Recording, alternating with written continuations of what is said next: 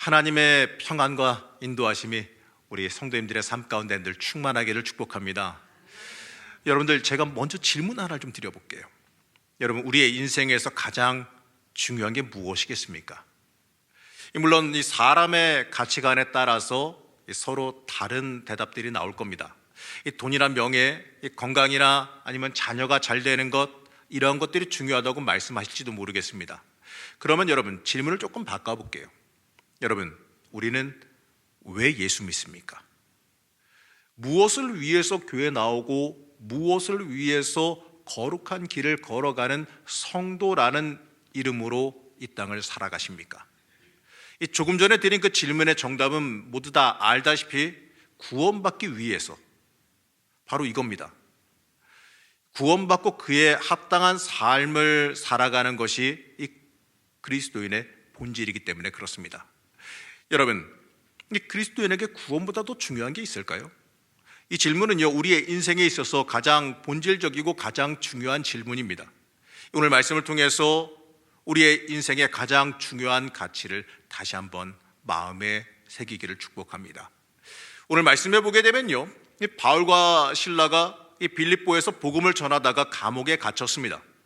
그곳에는요, 이 귀신 들린 여종이 있었는데, 이 점치는 것으로 주인들에게 큰 이득을 가져다 주는 사람이었습니다. 그런 이 점치는 귀신 들린 여종이 계속해서 바울과 실라를 따라가며 외쳤어요. 사도행전 16장 17절 말씀입니다. 사도행전 16장 17절 말씀 우리 같이 한 목소리로 합독하시겠습니다.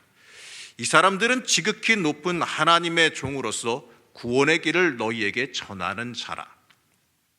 어쩌면요, 복음 전하는데 대신해서 좀 홍보해 주는 것 같기도 하는데, 이 행위에 대해서 바울이 심히 괴로워했다라고 성경은 기록합니다.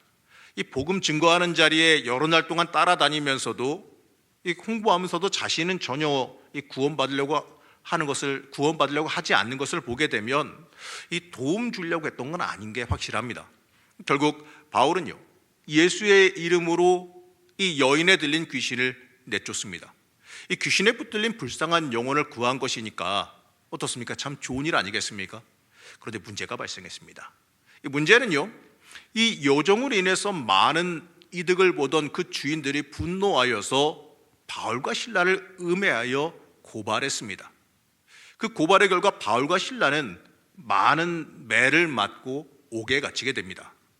자, 그럼에도요, 바울과 실라는 감옥에서도 이 매를 맞고 억울하게 감옥에 들어가 있음에도 불구하고 그들은 그 감옥에서도 한밤중에 기도하며 하나님을 찬양하고 있었습니다. 그런데 이 기도하고 찬양할 때 놀라운 역사가 일어났습니다. 바로 이 지진이 발생하면서 옥문이 열리고 이 모든 사람의 매인 것이 다 풀려졌습니다. 이 원문에 의하면 어떠한 식으로 기록되어져 있냐면, 그냥 벗겨진 것이 아니라 누군가 일부러 매인 것을 벗겨준 것으로 기록되어 있습니다. 한마디로요, 이 벗어나기 힘든 그 감옥에서 하나님의 권능으로 하나님께서 직접 역사하신 것이지요. 이제 죄수의 관점에서 한번 생각해 봅시다.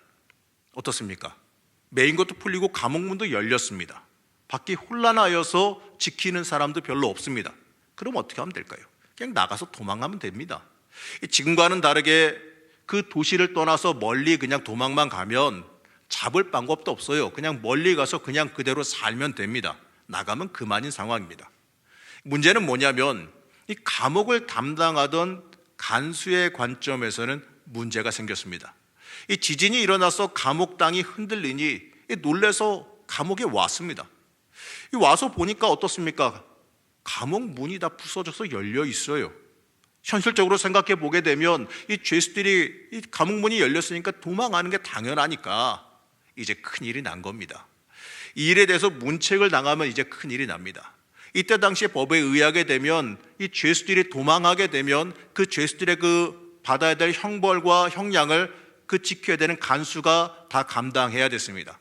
그 간수가 다 감당하지 못할 형량이면 그대로 그의 가족들에게까지 전가되어지는 법이 있었습니다. 자, 그렇다면 말이지요, 이제 이 간수에게는 큰일이 났습니다. 그래서 그 책임을 다 짊어지기 위해서 마치 이 죄수들이 이 자신을 이 죽이고 간 것 양 그렇게 꾸미려고, 자신의 가족에게는 해가 가지 않게 하려고 이제 자결을 하려고 듭니다. 그때 놀라운 소리가 들려요. 이 다급하게 외치는 바울의 목소리입니다. 바로 멈춰라라고 하는 목소리죠. 여기 사람들 누구 하나 도망가지 않고 다 있으니 그 손을 멈춰라, 이 죽지 말고 기다리라라는 외침이었습니다. 이 절망으로 인해서 어떻게 보게 되면 이 감당하기 힘든 그 문책으로 인해서 그 책임을 회피하기 위해 자결하려 들던 그 간수의 입장에서는요, 정말 놀라운 소리가 들린 겁니다. 귀를 의심할 정도로 놀라운 기적의 목소리가 들린 거예요. 보니까요, 아무도 도망가지 않았어요. 이 간수의 입장에서는요, 이 목소리는 이 자신과 이 자신의 가족이 어떻게 보게 되면 이 죽었다 살아난 것과도 같은 목소리입니다. 너무나도 감사한 마음에 그걸 주도한 바울과 실라 앞으로 가서 엎드립니다. 이 죽을 걸 살았으니까 뭐 죄수일지라도 그 앞에 엎드리는 그 마음이 이해는 가요. 근데 문제는 여기서 발생합니다. 그가 바울과 실라를 감옥에서 데리고 나가서 갑자기 뜬금없이 그들에게 질문을 합니다. 사도행전 16장 30절 말씀인데요, 사도행전 16장 30절 말씀을 다 같이 한 목소리로 합독하시겠습니다. 선생들이여, 내가 어떻게 하여야 구원을 받으리까? 아니, 이게 무슨 뚱딴지 같은 질문인가? 이 질문은요, 어떻게 해야 이 일의 책임을 회피할 수 있을까요? 이렇게 지혜를 구하는 얘기가 아니었어요. 이 지진이 발생해서 감옥이 손상되었음에도 죄수들이 도망가지 않았으니 어떻게 보게 되면 간수는 오히려 칭찬받아 마땅한 일이지요. 사람이 지진이 일어난 걸 어떻게 막겠습니까? 그러니 이 질문은요, 이 문자 그대로 어떻게 하여야 내가 영생을 얻을 수 있겠습니까? 라는 그 질문입니다. 이 조금 전까지 심하게 매를 때려 가든 죄인에게 이 사람이 왜 이런 질문을 던질까요? 어쩌면 이 간수가 이 점치는 그 귀신 들린 여종이 외치는 그 말을 들었을지도 모르겠습니다. 아니면 이 바울과 실라가 전하는 그 복음에 대해서 지나가다가라든지 직접적으로 아니면 간접적으로 멀리에서라도 들었을지도 모르겠어요. 이 어쨌든지 간에 이 간수는요, 지금 진지하게 바울과 실라에게 구원의 길에 대해서 물어보고 있습니다. 이 구원을 위해 내가 무엇을 해야 합니까? 라고 하는 이 굉장히 중요한 질문을 던지고 있습니다. 이처럼요, 우리의 인생의 중요한 질문, 이 중요한 꼭 이야기들은요, 갑자기 어느 순간 갑자기 우리에게 다가옵니다. 이 구원을 물어보는 이 질문은요, 무려 2000년여 전 이 빌립보 감옥의 이 간수에게만 해당하는 말은 아니에요. 이 처한 상황은 다 다르겠지만 역사를 통해 봐도요, 이 구원의 방법을 묻는 질문은 어떻게 보게 되면 모든 인간의 공통된 관심사였던 것 같습니다. 무엇이 구원이냐? 이 결론은 서로 다를지라도요, 인생의 목적을 물어보며 인생의 가치를 묻는 것은 이 모든 역사를 통해서 계속되어져 왔습니다. 그래서 사람들은 어떻게 해야 구원을 얻을지 거기에 대해서 질문을 하고 그 방법을 찾으려고 애썼습니다. 이 세상에 있는 수많은 이 종교라고 불리는 것들은 자신들이 그 질문에 대답을 준다고들 주장을 하죠. 명상을 통해서, 선행을 통해서, 또는 고행을 통해서, 아니면 한 특정한 사람을 내세워서라도 이 구원의 방법을 제시합니다. 요즘은 또 과학기술의 발달로 언젠가는 수명이 늘고 영원히 살 수 있을 것처럼 말하기도 하죠. 그러나 여러분, 어떻게, 과연 그렇게 될까요? 과연 그러한 것들이 어떻게 하여야 구원을 얻을 수 있겠습니까? 바로 이 질문에 대답이 될 수 있을까요? 제가 명확하게 한마디로 말씀드리겠습니다. 이 사람의 방법과 노력으로는 구원을 받지 못합니다. 구원은 오직 만물의 창조주이신 하나님에게만 달려있는 겁니다. 구원은 오직 하나님과의 그 관계의 회복을 통해서만 우리에게 주어지는 겁니다. 사도 바울은 이 어렵고 중차대한 질문에 대해서 일말의 망설임 없이 아주 간단하고 명쾌하게 대답합니다. 사도행전 16장 31절 말씀입니다. 우리 사도행전 16장 31절 말씀 큰 목소리로 함께 합독하시겠습니다. 주 예수를 믿으라. 그리하면 너와 내 집이 구원을 받으리라. 아멘. 어떻습니까? 너무나도 명쾌한 정답 아닙니까? 예수 그리스도에 대한 믿음이 바로 구원의 방법입니다. 인간에게 예수 외에 다른 구원의 길은 없습니다. 이 베드로가 성령이 충만하여 예루살렘에서 이렇게 외칩니다. 사도행전 4장 12절 말씀입니다. 사도행전 4장 12절 말씀 우리 다 같이 천천히 합독하시겠습니다. 다른 이로서는 구원을 받을 수 없나니 천하 사람 중에 구원받을 만한 다른 이름을 우리에게 주신 일이 없음이라 하였더라. 아멘. 여러분, 예수 외에 구원의 길이라 주장하는 무엇인가가 있다면 여러분 그거는 잊지 마십시오. 다 사망의 길입니다. 세상 종교도 과학도 절대로 인간 구원의 길이 될 수 없습니다. 오직 예수만이, 오직 예수만이, 그 예수님의 그 대속의 은총만이 우리를 구원할 수가 있습니다.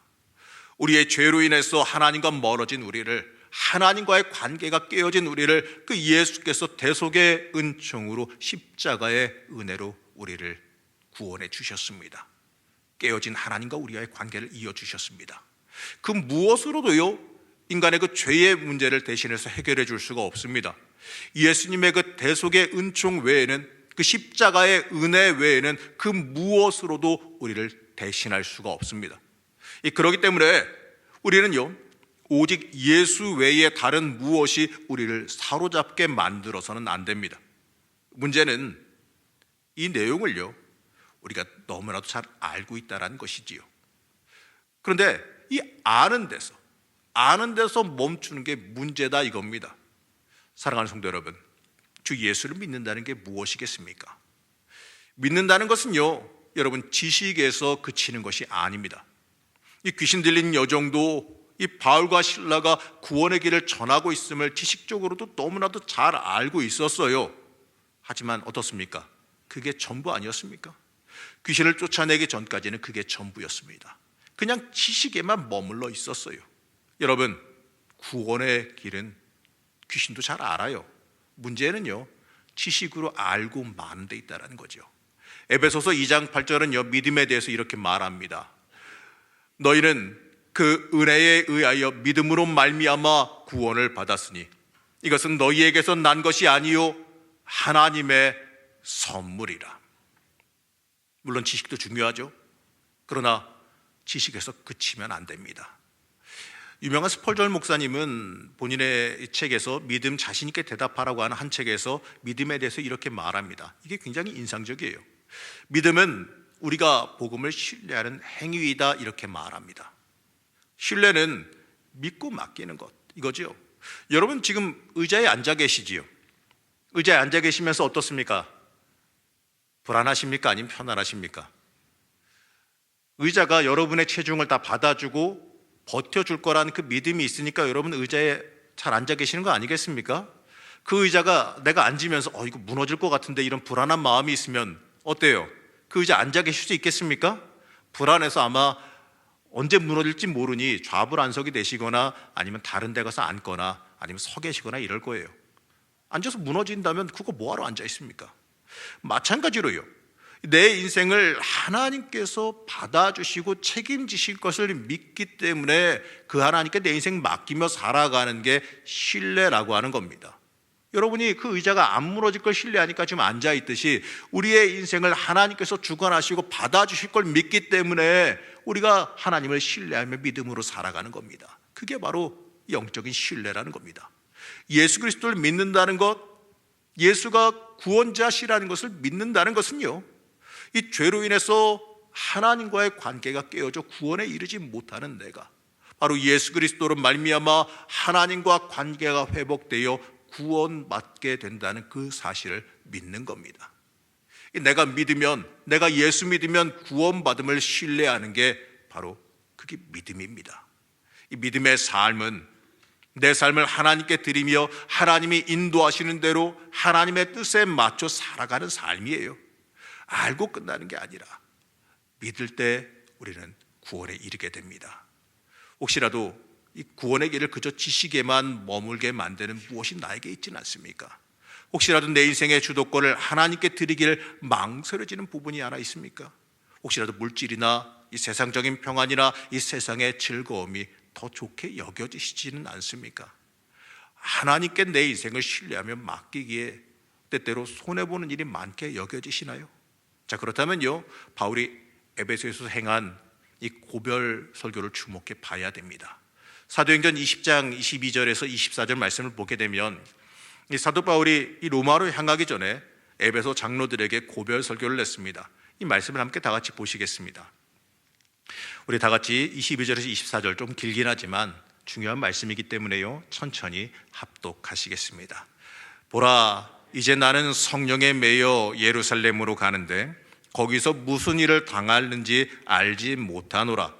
오직 성령이 각 성에서 내게 증언하여 결박과 환난이 나를 기다린다 하시나 내가 달려갈 길과 주 예수께 받은 사명 곧 하나님의 은혜의 복음을 증언하는 일을 마치려 하면은 나의 생명조차 조금도 귀한 것으로 여기지 아니하노라. 아멘. 바울은 이렇게 말해요. 자신이 성령에 매여 있다라고 고백합니다. 성령께서 예루살렘으로 가도록 인도하셨다라고 고백하지요. 그런데 문제는 인도에 가시는 건 참 좋은데 그 인도하심 안에 결박과 환난이 기다린다고 미리 알려주셨다라는 거예요. 아니, 생각해 봅시다. 사람 약 올리는 것도 아니고 어느 누가 이 고난이 예비되어 있는 길을 기꺼이 걸어가고 싶겠습니까? 이 상식적인 범위에서는 그런 사람 없을 겁니다. 누가 고난이 예비되어 있는데 일부러 거길 갈까요? 고난은 피할 수 있으면, 굳이 피할 수 있으면 피하는 게 맞지요. 일부러 고난의 길을 골라서 찾아갈 필요 없습니다. 일부러 돌아갈 필요 뭐 있습니까? 주님께서 빠르게 가라는데 일부러 멀리 돌아서 갈 필요 없는 거 아니겠습니까?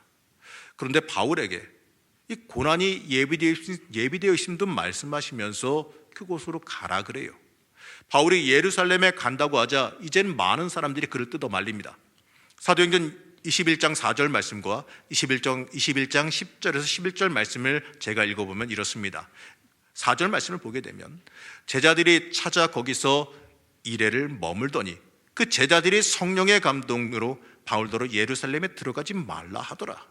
10절에서 11절 말씀입니다. 아가보라 하는 한 선지자가 유대로부터 내려와 우리에게 와서 바울의 띠를 가져다가 자기의 수족을 잡아 매고 말하기를 성령이 말씀하시되 예루살렘에서 유대인들이 이같이 이 띠 임자를 결박하여 이방인의 손에 넘겨주리라 하거늘. 성령께서 말리라고 시키신 건 아니고 그가 그곳에 가면 엄청난 고난 받을 것을 알려주셨다라는 거예요. 그러자 모두 바울이 그 고난의 장소에 가지 못하도록 말립니다. 여러분 한번 생각해 보십시오. 가면 죽을 수도 있고 고난이 기다린다고 하는데 내가 사랑하는 바울, 그 사도 바울이 그곳에 간다 그러니 그를 아끼고 사랑하는 마음에서 그곳으로 가지 말라고 말리고 싶은 거죠. 그러자 바울이 이렇게 말합니다. 사도행전 21장 13절 말씀을 함께 보시겠습니다. 바울이 대답하되 여러분이 어찌하여 우러낸 마음을 상하게 하느냐. 나는 주 예수의 이름을 위하여 결박당할 뿐 아니라 예루살렘에서 죽을 것도 각오하였노라. 예루살렘에서 죽을 것도 각오하였노라. 바울도요, 그곳에 가면 고난당할 거 알았습니다. 심지어 죽을 것도 각오했다는 거 보면은 가서 죽을 줄도 알았다는 얘기예요. 그곳에서 순교할 것도 잘 알았다는 얘기입니다. 하지만 그럼에도 불구하고 바울은 그 길을 걸어가기를 원했습니다. 바울은요, 억지로 그 길 간 거 아닙니다. 그 자신도요, 그 길을 가길 원했다는 거예요. 주님께서 가라고 명령하신 길 거부할 수도 있었어요. 그러다 그는 주님께서 명령하신 그 길을 기쁨으로 걸어갔습니다. 이 성령께서 인도하시는 그 길이 고난의 길이 될지라도 그 길이 하나님의 뜻을 이루는 길이라면 기꺼이 그 길을 걸어가길 원했습니다. 이 거듭되는 만류에도 사람들에게 이렇게 고백합니다. 나는 각오하였노라. 정말 중요한 얘기지요. 이 말에는요, 고난도 순교도 다 알고 각오하겠다라고 하는 말입니다. 이 바울이 당할 이 고난도 다 각오한 이유가 무엇일까요? 사도 바울은 믿음의 길, 거룩한 길을 걸어간 사람입니다. 구원받은 사람으로서 그에 합당한 삶을 살았습니다. 인생에 무엇이 중요한지, 인생의 목적이 무엇인지, 무엇을 위해서 내가 살아가야 될지를 아주 명확하게 잘 알았습니다. 이 자신의 유익과 이 자신의 목숨을 지키는 것이 목적이 아니라 복음을 전하는 것, 예수께 받은 그 사명의 길을 걸어가기를 원했습니다. 이 성령께서 말씀하시는 대로 사도 바울은 로마에 가서 감옥에 갇히고 이 전승에 의하면 결국 감옥에서 순교하게 됩니다. 하지만 사도 바울은요, 자신의 생명보다 더 귀한 걸 붙잡았어요. 영생을 붙잡고 복음을 붙잡았습니다. 주님의 뜻을 이루는 온전한 삶의 목적을 붙잡았습니다. 사도 바울은 진짜 귀한 걸 붙잡은 사람입니다. 우리도 하나님의 사람, 성도로 이 땅을 살아가면서 하나님께서 주신 그 인생을 살아가면서 예수가 생명되어, 예수가 내 인생의 주인 되어 살아가기를 각오하시기 바랍니다. 그 믿음으로 하나님의 뜻대로 살아갈 것을 각오하는 복음의 길을 걸어가시길 축복합니다. 여러분, 다시 원론적인 질문을 하나 던져볼게요. 여러분, 구원 받으셨습니까? 이건 반사적으로 나오셔야 됩니다. 여기에 대한 대답은요, 언제 어떻게 치고 들어오든지 간에 당황하지 말고 여기에 대해서는 무조건 반사적으로 나오셔야 돼요. 다시 한번 질문하겠습니다. 여러분, 구원 받으셨습니까? 잘하셨습니다. 이 질문에는요, 어떠한 상황을 막론하고 무조건 아멘으로 대답하셔야 돼요. 구원 받으셨습니다, 여러분들은. 그러면요, 또 한 가지 질문이 있는데, 구원 받은 건 맞는데, 그러면 구원 받은 사람으로서 그에 맞는 삶도 살아가고 계십니까? 16세기 이탈리아에 이 법대를 다니는 한 학생이 이 가난해서 등록금을 낼 수가 없었습니다. 그래서 유명한 이 자선 사업가를 찾아가서 그에게 도움을 청했습니다. 그 사연을 다 들은 그 사람은요, 그 학생에게 학비와 생활비까지 넉넉하게 내어주면서 이렇게 물어봤습니다. 법대를 졸업하면 그 다음에 무슨 계획을 갖고 계십니까? 그러자 이 청년이 대답합니다. 변호사가 되겠습니다. 그러자 그 사람이 다시 질문합니다. 그래요? 그러면 그 다음에 뭘 하시겠습니까? 학생은 대답합니다. 그런데 계속해서 이 사람은 같은 질문을 반복해요. 학생은 계속해서 이렇게 대답합니다. 그 다음에는요, 결혼도 하고 집도 사고 자녀도 양육하고 또 사회적으로 좋은 일도 많이 하고 어려운 사람도 돕고 이렇게 잘 살겠습니다. 그리고 나서요, 결국에는 세월이 지나고 흐르면 저도 결국엔 늙고 결국에는 저도 세월이 오면 죽겠지요. 그런데 이 사람은요, 이 죽는다라는 얘기까지도 나왔는데 거기서 멈추지 않고 다시 한번 질문을 합니다. 그래요? 그러면 그 다음에 뭐가 있습니까? 죽고 난 다음에 대해서는 생각해 보지 못했기 때문에 이 학생은 거기에 대해서 대답을 못하고 머뭇머뭇거립니다. 그러자 이 사람이 이렇게 대답합니다. 그리고 그 다음에는 심판이 있고 그 다음에는 영생이 있습니다. 이렇게 그 학생에게 알려주었습니다. 이 예화에서요, 우리가 놓치지 말아야 될 것이 하나 있는데요, 우리의 인생 그 다음에 어떻게 될 것이냐라는 질문이 우리 스스로에게도 있어야 한다는 겁니다. 우리가 이 땅에서 우리의 평안과 유익만을 구하며 살아간다면 여러분, 그 다음엔 어떻게 될까요? 여러분, 우리는요, 잊지 마십시오. 구원받은 사람이기 때문에 우리는 이 땅에 살고 있지만 이 땅의 사람들이 아닙니다. 이 땅에 있지만 여러분들은요, 이 땅의 시민이면서 저 하늘의 시민들입니다. 저 하늘의 사람들이에요. 이 땅에서 그냥 죽고 썩어 없어져 끝나버릴 인생들이 아닙니다. 이 땅의 것만 추구하다가 숨을 댈 허무한 인생들이 아닙니다. 우리는 저 하늘 소망을 품고 살아가야 되는 하나님의 사람, 하늘의 백성임을 잊지 말아야 됩니다. 물론 그렇다고요, 우리가 전부 사도 바울처럼 목숨 걸고 복음 전하러 선교지로 뛰어들 수는 없겠지요. 그러면요, 우리가 이 땅에서 하나님의 사람으로 어떻게 살아가야 할까요? 우리의 이 삶의 목적과 방향을 하나님 앞으로 명확하게 해야 합니다. 내 삶의 목적이 내 유익이 아니라 예수를 위한 삶으로 삶의 방향을 전환해야 됩니다. 이 구원받은 사람으로서 그에 합당한 삶으로 변화되어 살아가야 됩니다. 구원받은 사람은 그 삶에서 그 모습이 드러나야 합니다. 구원받은 사람은 예수 믿고 그에 맞게 변화되어 살아가야 됩니다. 말뿐만이 아니라 내 삶이 바뀌어야 됩니다. 내 행동이 바뀌어야 돼요. 내 속 사람이 변화해야 됩니다. 사랑하는 성도 여러분, 구원받은 사람으로서 이 땅에서 합당한 삶을 살아가시길 축복합니다. 내가 과연 예수가 생명되어 살아가고 있는지, 내 인생의 모든 가치 판단의 기준이 말씀이 되어 살아가고 있는지 한번 돌아보시기 바랍니다. 내가 과연 하나님을 위해서 기꺼이 손에 입을 각오가 되어 있는지 돌아보시기 바랍니다. 여러분, 그리스도인들은요, 주를 위해서 받는 손해도 기꺼이 받을 줄 알아야 되고, 그걸 감사함으로 받을 줄 알아야 합니다. 우리의 가치 판단 기준은요, 이걸 통해 내가 얼마나 이득이 되겠느냐, 이것이 아니라 이것을 통해서 하나님이 기뻐하시겠는가 아니겠는가, 바로 이게 기준의 근거가 돼야 됩니다.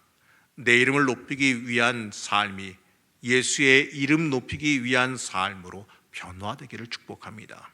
여러분, 이 본질적인 질문 외면하지 마십시오.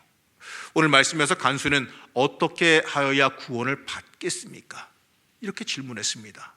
우리는요, 하나님의 전적인 은혜의 선물로 구원받았습니다.